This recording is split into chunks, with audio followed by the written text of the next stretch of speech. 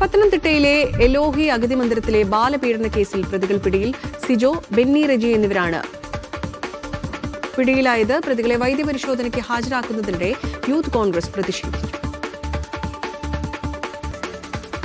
Vishnu V S തരും വാർത്തയുടെ വിശദാംശങ്ങൾ. വിഷ്ണു, ഈ പ്രതികളെ എപ്പോഴായിരുന്നു പിടികൂടിയത്? അതുപോലെ തന്നെ വൈദ്യപരിശോധനയെല്ലാം പൂർത്തിയായോ? ഉച്ചയോടുകൂടിയാണ് പ്രതികളെ പിടിയിലായത്. സിജോ, ബെന്നി, റെജി എന്നിവരാണ് പിടിയിലായത്. ഇവരെ വൈദ്യപരിശോധനയ്ക്കായി കോഴഞ്ചേരി ആശുപത്രിയിലേക്ക് കൊണ്ടുപോയിട്ടുണ്ട്.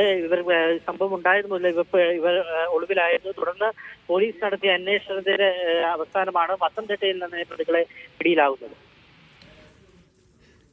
ശരി, വിഷ്ണു വി എസ് ആണ് വാർത്തയുടെ വിശദാംശങ്ങൾ നൽകിയത്. ഇപ്പോൾ പത്തനംതിട്ടയിലെ എലോഹി അഗതി മന്ദിരത്തിലുണ്ടായിരുന്ന അവിടുത്തെ ബാലപീഡന കേസിലെ പ്രതികളാണ് പിടിയിലായത്. ഈ സംഭവം നടന്ന മുതൽ കേസ് വന്നത് മുതൽ പ്രതികൾ ഒഴിവിലായിരുന്നു. ഇപ്പോൾ സിജോ, ബെന്നി, റെജി എന്നിവരാണ് പിടിയിലായത്. പ്രതികളെ വൈദ്യപരിശോധനയ്ക്കായി എത്തിച്ചിരിക്കുകയാണ്.